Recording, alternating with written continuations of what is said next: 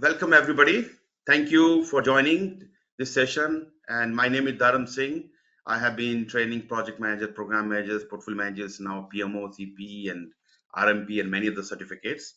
So I'm honored, to be part of so many PgMPs and PfMPs globally.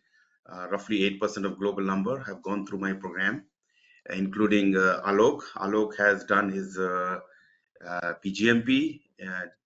May 30th, 2022, and another one when we say May, yes, another May 1st, 2025, very new. Yeah, definitely. Just did that recently. Yeah, congratulations.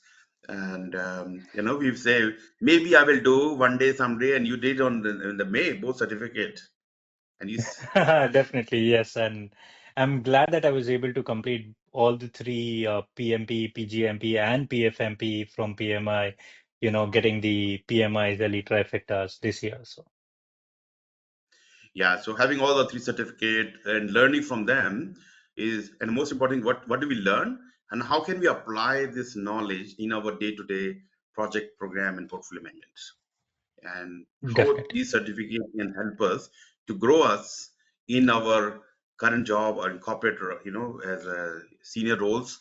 So I think that's a good thing to have all the three certificates. Definitely, Dharam. And I think back with the education and my experience background, I think these certifications definitely add on to what I have. Yeah. So Alok, as I mentioned earlier, Alok is in New York at the moment, in Brooklyn, and working for CDM Smith, and it's a construction company. So this is an engineering and construction company as well, and works in all Okay, aspects of civil engineering. perfect. And you have more than 15 years experience working on large scale infrastructure project across Asia, Africa, and now America. So I know when you start talking to me for PGMP, you are in Rwanda. So I did claim that, okay, my first PGMP from Rwanda, that happened to be you. And do I have anybody from Rwanda? I think I have another person from Rwanda. But yeah, so you are in Rwanda, then you did some education in from Columbia University, and then you moved to, or now you are in New York. How are you feeling with all this journey change? It's honestly been a lot, so I'll give your viewers some context of what I've done. I've done my in terms of my education, I've done my bachelor's from a very beautiful engineering college in India called NIT Surathkal in Karnataka. I did my bachelor's in civil engineering from there, and thereafter I did my master's in civil engineering from Columbia University in New York. Um, Professionally, I began working for the government of India for an organization called VAPCOS, which was under the aegis of Ministry of Jal Shakti in the Department of Water Resources, River Development, and Ganga Rejuvenation. And in a career spanning 14 years with that organization, I had the opportunity to have worked in Rwanda, Tanzania, Kenya, in Southeast Asia, in Myanmar, Cambodia, and some more. So, in my career spanning in all of these countries, I was fortunate to have worked in all aspects of civil engineering, whether it was water, wastewater, ports, buildings, renewable energy, power, and transmission. After moving to the US, I started working for this global organization called CDM Smith. I've been with them for over a year now, and I've been working for an EPA Superfund project here, right here in Brooklyn, which is part of a greater environmental remediation program. And this is for the New York City Department of Environmental Protection and the US Environmental Protection Agency. So this is quite my educational and professional background. To give you an idea of my certifications, Dharam, I've done construction manager in training certifications level 1, 2, 3, and 4 from Construction Management Association of America. I've also very recently completed Envision Sustainability Professional from Institute for Sustainable Development. And coming to the focus for today, that is the PMI's certification. I did my PMP back in 2020. Then PgMP with your guidance in 2022, and thereafter PfMP right this year in May 2025. So happy to firstly be here and share my experience with all of you. It's a great journey, and like anybody dream to go around the country, then do the bigger mega million-dollar, billion-dollar work, which is you have done, and you moved around. You said Myanmar and your Tanzania and Rwanda. I mean, of course, we see on map and stories, sometimes negative story, but you get to live there and do some major projects, which is incredible. Definitely, definitely, especially when you realize that the projects that you're working on not just impacts governments, but also people at the grassroots levels, and these high impact national and international projects across borders, they change lives. I think that makes me really, really happy and content. Beautiful, beautiful, beautiful. Look, thank you very much, and once again, thank you all for joining this session. You come and join and learn something out of these sessions, and I have been running this session for more than 6 years, or maybe more. I think I have to go back, but I think I have more than 300 guests so far, which is great thing. And if you have not, the good thing is you can actually go back to the videos from the day one. I have all the recordings and learn from them. So, just like Oh, Alok, and we had so many great people came on the in the panel and talked about the experiences, and they shared their learning, and many people have benefit out of that. So I put some links on the chat. If you can take the maybe copy paste them, and link. There are two links to my YouTube channel. One for the discussion like this, where I'm inviting my guests and we go through the questions discussion. And the second channel where I am working with some of the leaders, industry leaders like Thomas Valente and Justin Buckwalter and many others. And we have topics and we have a specific topic we continue talking. So I'm sure you will learn from them as well. So make sure you download, but take the copy of those links. I did mention I actually put some links, other links as well, links to actually my exam simulator for PgMP, PfMP, and also PMP and RFP and other. And I do have my app, which is released in December last year, and it's being used and it's being appreciated by a lot of people. And yeah, some of the things you can do for free on that. And I did actually I shared the discount coupon as well that will save $100 for any program you will take from me, which is more than $900, collectively. It's a good saving, especially if you want to do it anyway. And why not use the $100 voucher and use it? Okay. Quickly, let me run a quick poll. I don't know, I don't want to bore everybody, but I just want to run a poll if that's okay with you guys. And okay, where's my poll? Please participate. That will be useful for us to gather some info and know about what you're doing, what's your aspiration. Maybe I can help you with some of these things. So your participation is optional, but yeah, more participation will show us that yeah, you are really keen in learning and doing something with us. So I will keep it for a few more seconds, then we get into our routine questions. So yeah, I can see few of you participated. If you please do that, join. So allow you another 10 seconds.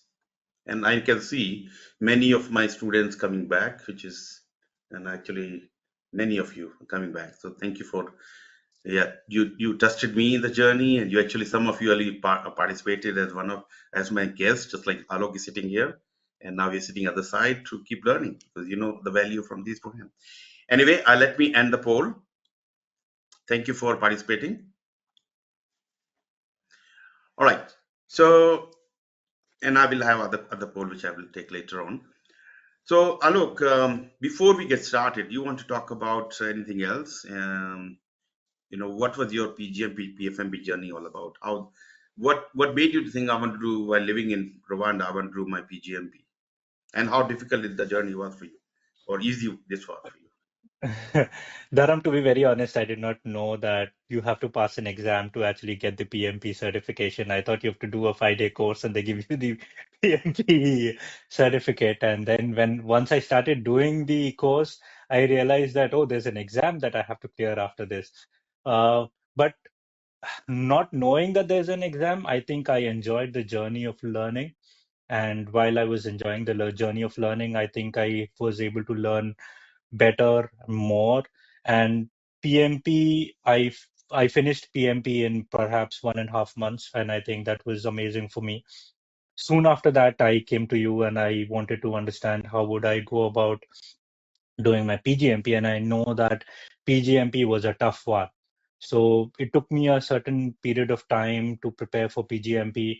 It was a very different learning process when I was doing PgMP, a lot different looking from a bird's eye view on projects and programs that I have been managing.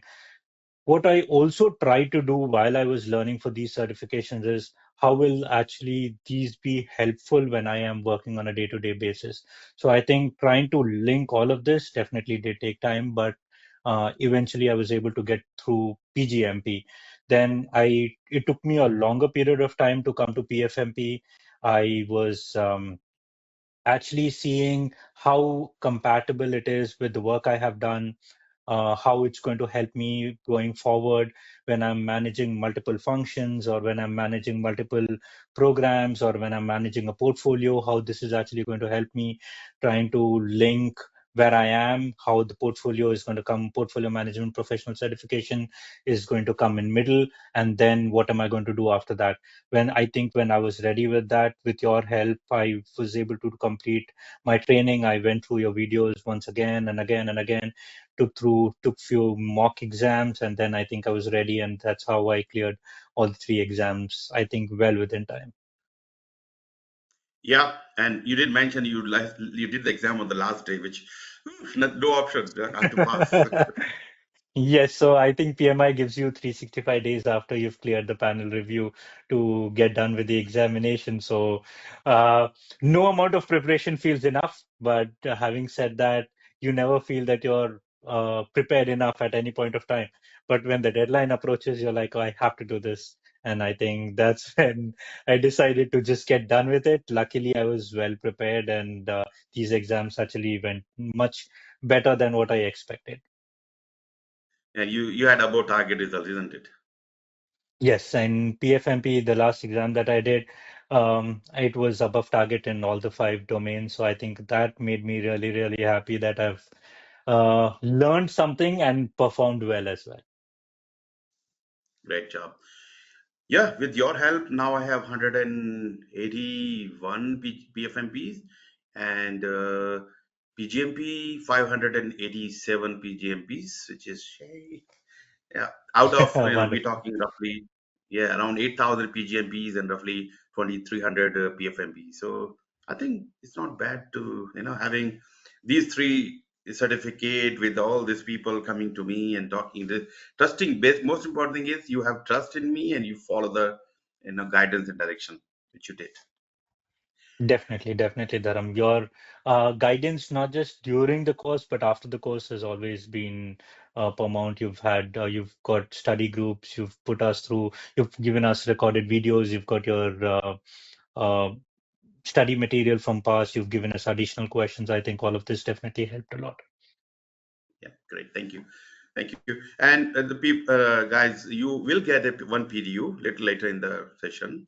So for your attendance here and listening to us, and the people who are watching this as a video recording, and recording generally available for you for 1 year. My recording will be available but the PDU will be available to claim in one year. And so we are talking here in August 2025.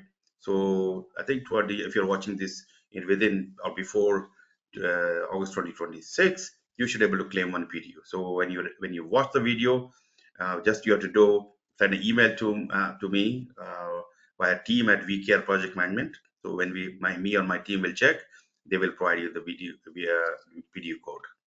But today, once before we finish, I will give you PDU code, so you will able to claim PDU code. Okay. And I do have my set of questions and very, very interesting questions. And but you feel free to bring your questions, and you have a question pad. Maybe you want to check it by saying hello, I'm here, to see that if the question pad is really working or not. Um, but yeah, feel free to ask questions, follow-up questions, question to Alok, a question to me. I will be happy to talk about some of the things from my experience and about the any certificate. But yeah, enough about all these. Let me get to the questions here. Topic very interesting because we do have people coming and talking about many things. But here we look going to listen from Alok, a real world experience. So he's coming from engineering background, engineering mega billion or $1 million projects he has done, programs. So that's what we're going to listen, and how he see the value of PMP, PgMP, PfMP in these big programs. So with no further delay, let me start with my questions.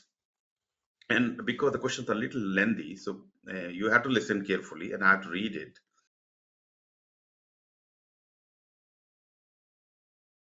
So given that you had numerous multi-million dollar engineering initiative across Asia, Africa, America, how have your PGMP, PFMP, and PMP certificates shaped your approach to deliver them successfully at the program level, portfolio level, and project level? Very interesting question, Dharam. I think my PMI certifications, namely the PMP, PGMP, or the PFMP, they've shaped my leadership approach by two things. I think they've made my leadership more, or my management style more structured, and they've given my leadership a very scalable framework that I can apply, whether it's a single project, whether it's a program, or a diverse portfolio that I'm managing. So at the project level, it helps me manage all the 10 knowledge areas that we usually discuss, whether it's scope, schedule, cost, quality, stakeholder, communications, procurements. And more importantly, it helps integrate all of those. And when you're thinking of it in the program level, PGMP helps me focus and create a governance model. And it helps ensuring that multiple individual projects, they are aligned to a bigger objective. Finally, if you're thinking of it from a portfolio management perspective, then it helps me ensure that every dollar that is spent on the portfolio, it gives the highest impact and it gives me the highest return. So when I'm overseeing transboundary infrastructure projects, PFMP frameworks usually help me assess which projects will give me the best return on the strategic objectives. And when you've got funds in these countries that are limited, where it will give me the highest value. So together, all of these certifications, whether it's PMP, PGMP, or PFMP, they've helped me with not just tactical execution, but also strategic vision, is what I would say. Oh yeah, yeah. I mean, one of the important thing which you learn when you go through these certificate PMP, PGMP, PFMP, you start thinking your project more strategically alignment, and making sure the program projects within your portfolio are aligned and remain aligned. At any time, if the Definitely. organization strategy change, you need to see if the program or project you're working on is it still aligned, or do we need to change something on the scope or something else can happen. Definitely. And it's not just aligning to what the project goals are, but also aligning to each and every stakeholder's objectives that who are involved in this project, program, or portfolio. Yeah, perfect. Great. All right. So my next question to you: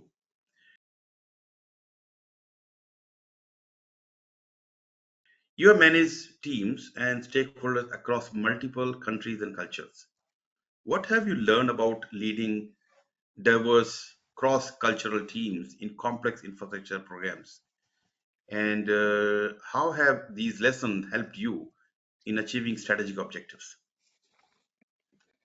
So, Dharam, firstly, it's very important to understand that no two countries are the same. Even if they're neighbors or even if they've had a common history, they're not the same.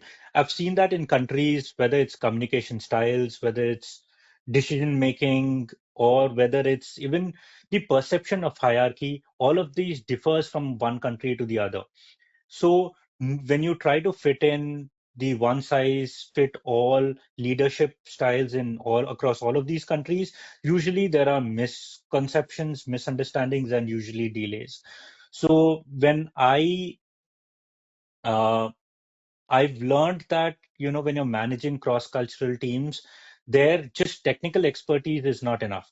There you also require cultural intelligence, you also require emotional intelligence. So if Yeah. I were to approach cross-cultural leadership, I would have probably 3 points that are key to this. One, active learning and adaptability. Even very small changes you make in your framework, in the way you approach, in your reporting style, in your communication, to adapt to local practices, that builds trust, and uh, that helps accelerate approvals in general. Right. Second, when you've got very clear governance and decision-making protocols, and these are established upfront, then we will avoid any kind of confusions, we will avoid any kind of assumptions, and will, in the long run, avoid any kind of conflict. And lastly, when you manage cross-cultural teams, when you show the teams that all of you are running into a shared vision and all of you are going towards a common benefit realization, I think you foster collaboration, and that is despite your cultural differences. So, just to maybe summarize, it's like when your cross-cultural team, they're understood, they're respected, and they're Yeah. aligned to the common mission, right? Then your performance will improve drastically. And it's very, very important, especially when you working with cross-cultural teams or and also working in different countries to understand the local culture, local people, local language. You may not be able to speak, but at least understand the way they, maybe you could pick some words as well. People like to see that you are really keen to be part of them. They should not see Yeah, you as a outsider. Yeah, of course, your body, your skin color, and your language and everything is different. But if you try to be part of them, they really feel that yeah, this manager or this program manager really here to help us. And when they get the feeling, definitely. and that's why you say perception, when they get the perception that yeah, they are this person is really here to help, and they find ways to connect with you, and they support you in the whole process. Yeah, definitely. And it's okay to be different. It's just that if you are able to respect that difference, I think that goes a long way. Oh yeah, yeah, yeah. And so yeah, that one of the thing we learn in PMP, PgMP, or PfMP, like a stakeholder engagement, understanding them. How do we manage their expectations? And of course we do talk about power integrate and this. All these are tools are important, but how you approach physically when you're there, that's all matters. And that's where the difference Definitely. come between successful projects which was done with the not only within time and the cost, but more about you made your stakeholder engagement were great, and you had great stakeholders, you would earn their respect from because of you did great job with them. Yeah, definitely. Good, good job. All right, guys, do you have any questions for Alok? Please put that. Anyway, I'm sure you will come up. How do you see program and portfolio management principles influencing civil infrastructure initiatives such as roads, rail, water systems, or environmental projects? Do you have an example where you apply these principles to lead you a better outcome? So I think government bodies all across the world, they've started to realize that these projects are they don't exist in isolation, and neither are they executed in isolation. They are a part of either a bigger program or a bigger portfolio that benefits either the government or the public in the end. So when I was working for the government of India, and I was working on this initiative called Amrut, which is the Atal Mission for Rejuvenation and Urban Transformation as a part of government of India. Then we were doing water, wastewater, and stormwater projects under the same program, and we would have road trenching and restoration of these roads built in all of these three components. So very simple program management principles like creating a high-level roadmap and then integrating these schedules into these high-level roadmaps helped us align these projects in a way that this major cost of road trenching and then road restoration happens just once. And the net effect was Mm. that we were actually able to save 9% of the government costs, and that eventually that's public money. So that was Yeah, used in much more smaller projects. So this not just avoids rework, but also saves time, right? So this is one of the examples that I can think of. So when you apply these, all these governments, they are shifting from isolated project-related execution to a much more program level or a portfolio investment level mindset, is what I would say. yeah. I remember one of the tasks we have as part of the PGMP learning from exam content outline is to exploit the opportunities wherever you have strategic opportunities or alignment with current work or other works happening. Which, and you mentioned, you gave a very good example where you say, okay, there are three mega projects are happening and they're going to impact the road cutting and filling up, trenching, and all those things. And if you have three different projects happening and they do three times, think about the impact on the road, and more important, the impact to the traffic, and also the cost and the disruption around that Exactly. area. Yeah, yeah. And if you can And streamline not them, just it's great. time, it's public inconvenience at the same time. So when you are able to save time, money, you also end up gaining public faith. And that was more Oh, important for us when we were working for the government. yeah, yeah, definitely, definitely. Phew, good. How? What are the size of these projects like in terms of money? In terms of money, when I was doing this scheme, this was around $150 million worth of infrastructure projects in India. The last portfolio that I was managing was various projects and programs across East Africa. That was almost $650 million of Government of India initiatives in these countries. So that was a very Mm, big program. The project that I'm actually managing right now, that's a $350 million project, very small two block size, but a massive project which is a part of a bigger EPA Superfund program that's going on throughout the country. good job. Good, good. Happy. Okay. So my next question to you is: in civil engineering, especially in the large public sector works, delays, cost overruns are common. I've seen that. I know they started with saying $9 billion, end up having $109 billion. Very easy. What combination of risk management strategies and governance practices and stakeholder engagement approaches have you found most effective? Dharam, I think you've given the answer to this question itself. I think, in my experience, right, the key to controlling delays and cost overruns is integrating all these three. So when you've got proactive risk management, when you've got a strong governance, and when you've got continuous stakeholder engagement, I think it gets avoided. So let me try breaking these down. So when you're trying to manage risk proactively, it's important that you identify these risks very early on in the project. You have your risk register that's ready. You've got your possible mitigation measures in place. You've got your contingency and your management reserves well allocated, as well as you've got fallback plans, you've got workarounds well defined. Then, whenever these risks turn into actual issues, then you know what to do about it and you've got the necessary resources well in place. The next important thing is governance framework. So when you've got very clear escalation paths, where you've got very clear decision-making authority and change control processes, I think that governance framework is very well defined, and that really helps in managing these cost and schedule overruns. Finally, when it's very important to have very transparent stakeholder engagement.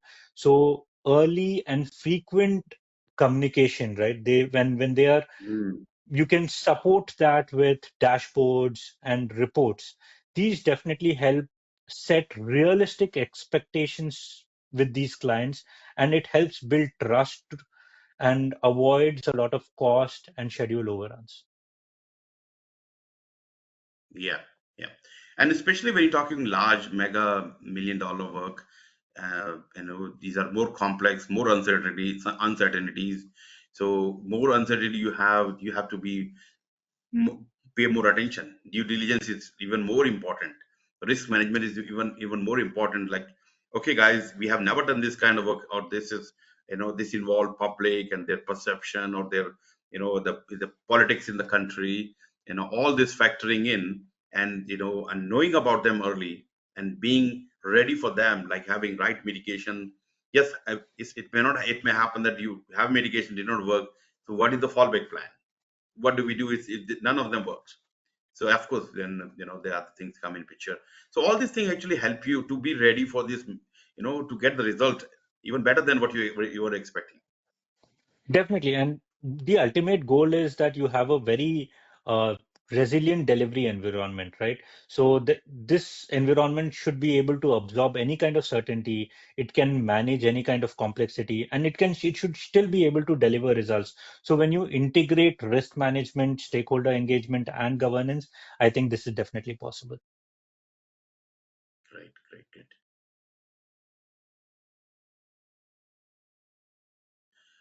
I do have a question here. Thanks, Connie. And she did she is also preparing for PGMP, and that she did PfMP, I think. Yeah, if you remind me, I think you did PfMP. Yeah. For she's saying congratulations on your accomplishment. What inspired you to be certified consultant? Can you please explain the process and what the exam or prerequisites are for this certification and the benefits of attaining this?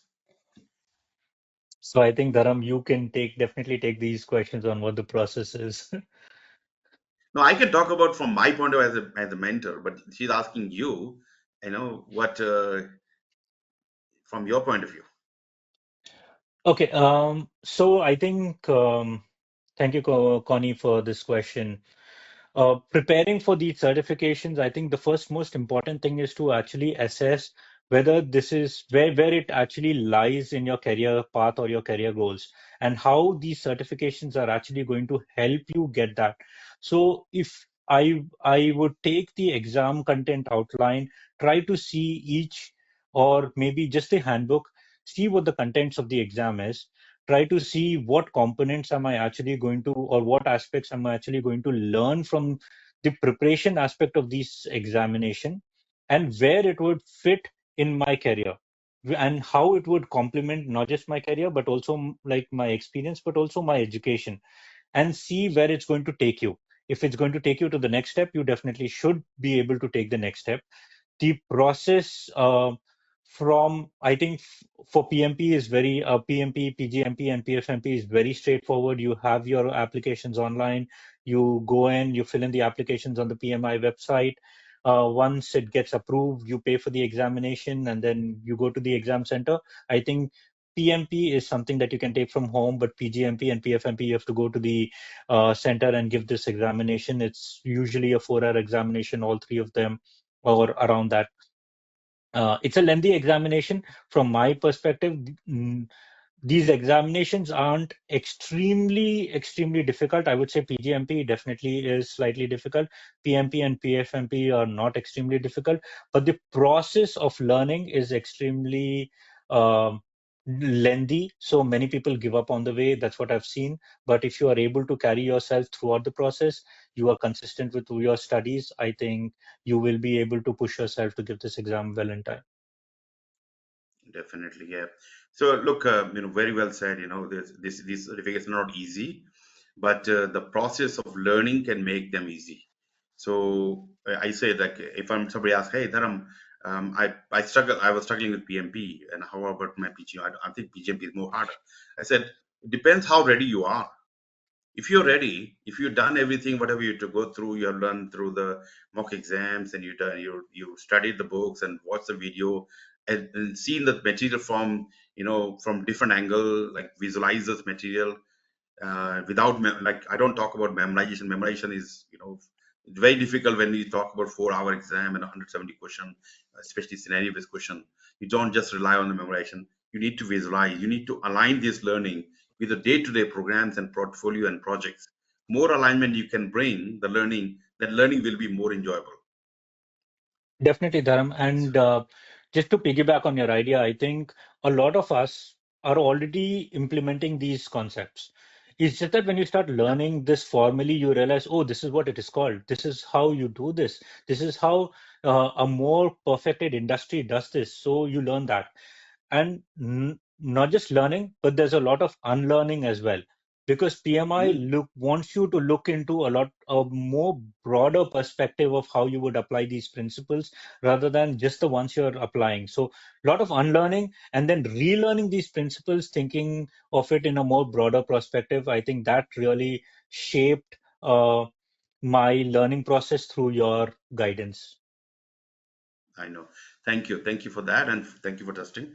So it's always a pleasure. And yeah, Connie, if you are in the now you decide, okay, now I have to get my PGP done. Let's talk. I do have program coming up as a mentor program, and currently I'm in Sydney. I'm running a program for PfMP. Actually, PfMP. You can't come to Sydney. I'd love to see you in Sydney. I know, but in Sydney, I'm running first, second, 3rd of September. If anybody is there watching from Sydney or in Australia, happy to have you here. Actually, one other person coming from New Zealand to join my program, another person traveling from Canada to join my program. So there are people coming from all over the world. But yeah, so I'm running the program in Dallas and other part of the US as well soon. So we can talk. Anyway, so that's a PGMP, PFMP. Great. We do talk about that. Let me bring you back to my questions. But thank you for the question. Thank you for answering the question. My next question is with digital transformation, data analytics, and smart infrastructure on the rise, how do you see the role of project, program, and portfolio manager evolving in the construction and infrastructure sectors? So the infrastructure delivery is going through a massive shift. And like every other industry, infrastructure sector is also being transformed or revolutionized by technology. So I see this technology as a strategic enabler of technology value. So how this is evolving is one, you are able to make data-driven decision making. You've Mm, got a lot of tools in the construction industry like Power BI, you've got uh, BIM, you've got the GIS, and this helps us track the project in real time and not just finding out what the status is, but it also helps us run predictive analysis that we've also learned in the certification and run model scenarios. So this can be done even before you commit these resources. So this helps you take more informed decisions, and this is not just based on past data, but also on future risks and opportunities as well. Then number two, uh, there's a lot of integration in of infrastructure with what is called the smart infrastructure. Now, all of this infrastructure have started involving IoT sensors. You've got digital yeah. twins, and you've got a lot of automation. So, as managers of these projects, it's very important to understand how these technologies impact the long-term operations, managing these assets, as well as what the life cycle cost is and how you're going to uh, engage with them very early on in the project. And uh, finally, maybe the program or portfolio level benefit tracking. So nowadays, success is not just measured in terms of how fast or how well you're able to execute the project, but also it's all about ongoing value, things like energy savings, in my context, water efficiency, or maybe carbon reductions. So all of this technology that is ongoing and we're talking about on a day-to-day basis, um, they must, it's very important to combine technical expertise, digital literacy, as well as strategic insight.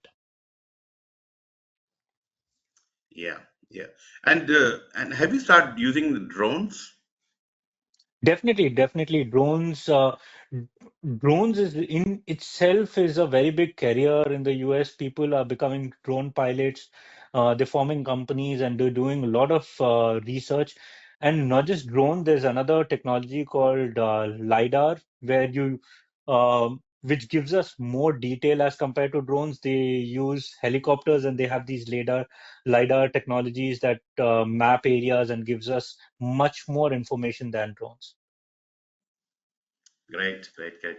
When I had one lady from Nigeria, and she was so much very one of the things is she was very, you know, joyful to talk. But she was talking how they are using this drone technology in the construction projects, because previously they have to go and talk somebody take pictures. Now the drone can go and while they're talking they see and the live discussion, and they can make decision at the time. Definitely. I think when I was working in India, this was way back in 2014, Dharam. Even at that, in those years, drone technology was a thing. And you know how the houses are in India, there, and especially the slums. It's very difficult to even navigate that with physical presence. So getting the drones run over an entire area to survey that area helped us uh, design stormwater systems more effectively than physically surveying those spaces.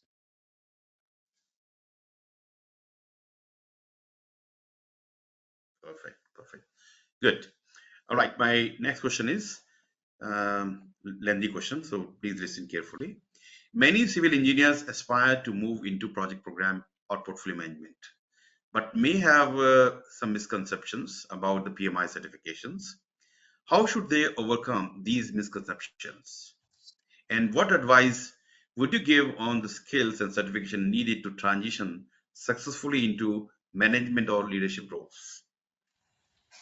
So, Dharam, one of the most common misconception about PMI is that it's purely for IT or corporate project management.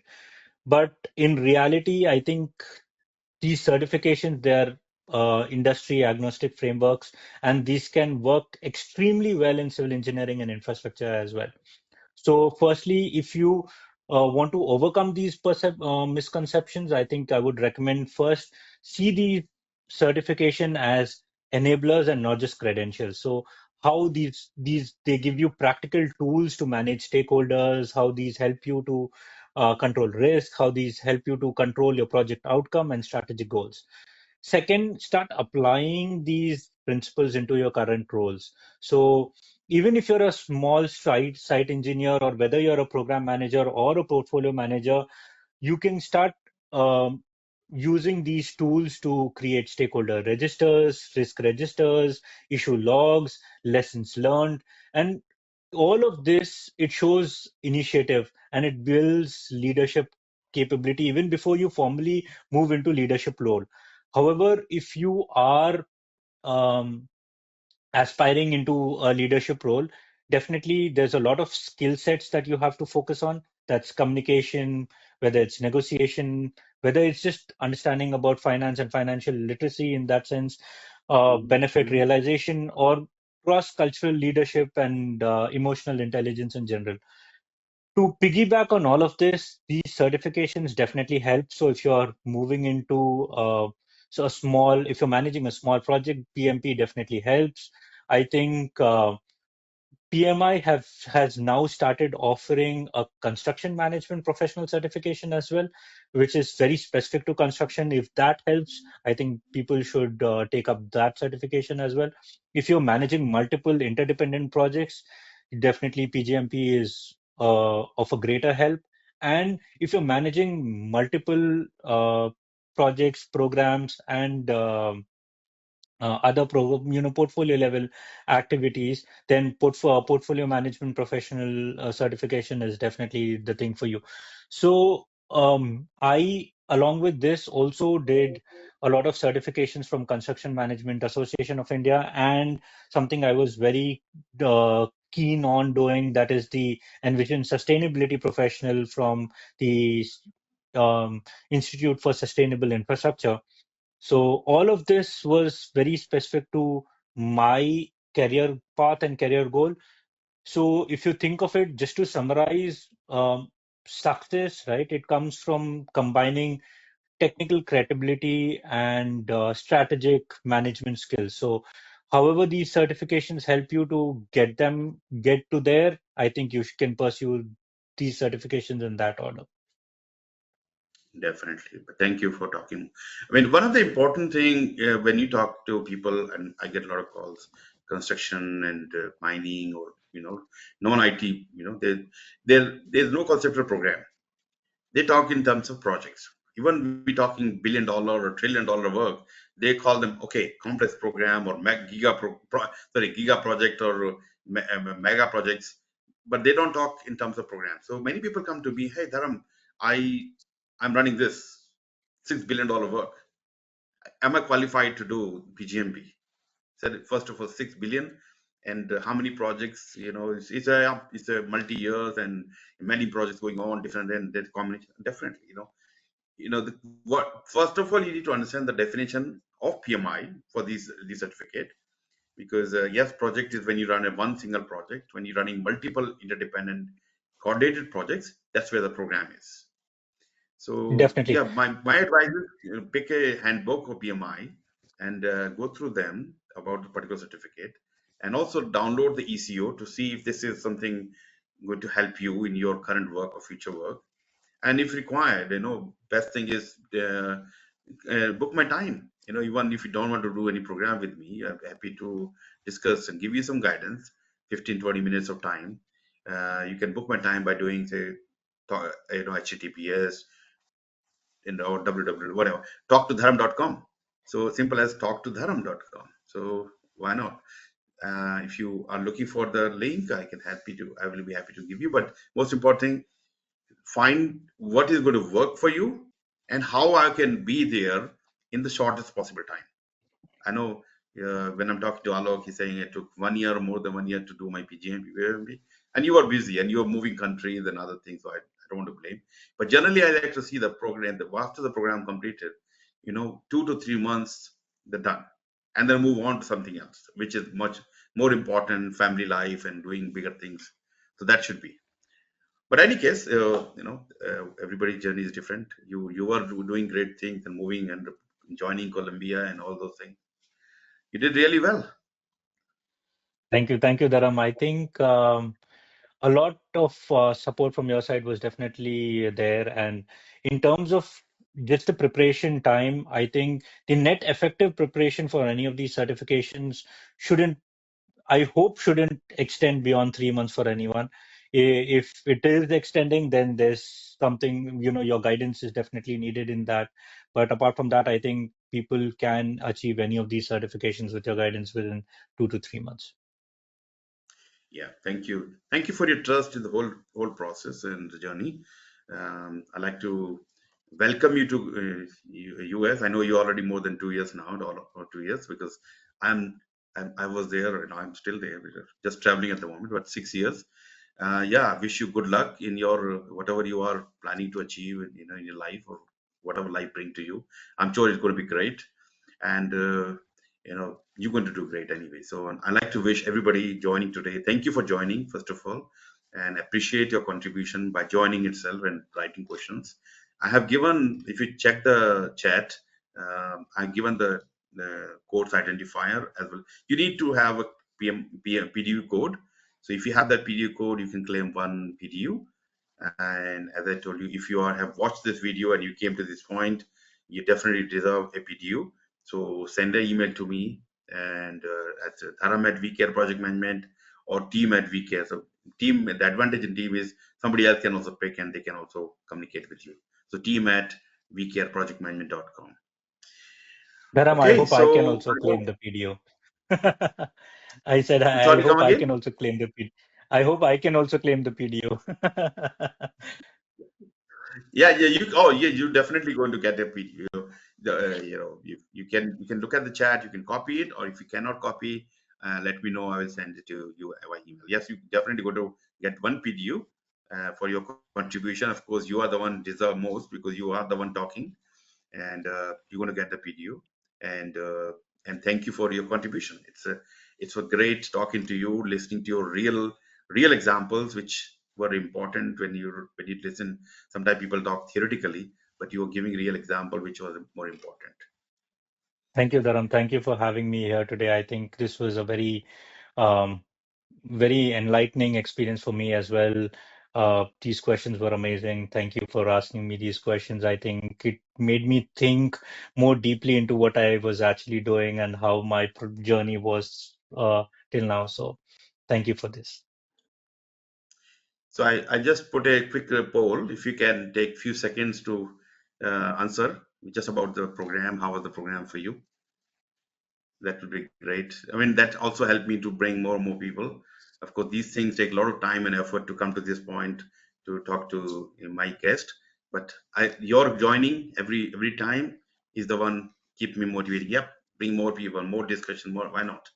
So if this was useful for you, please tell us. If not useful, as was okay, of course, I like to know. Yeah, Dharam, this was yeah.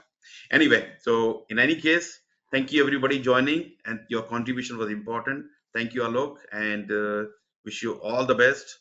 And in whatever you do in your life, and everybody here, so enjoy your life.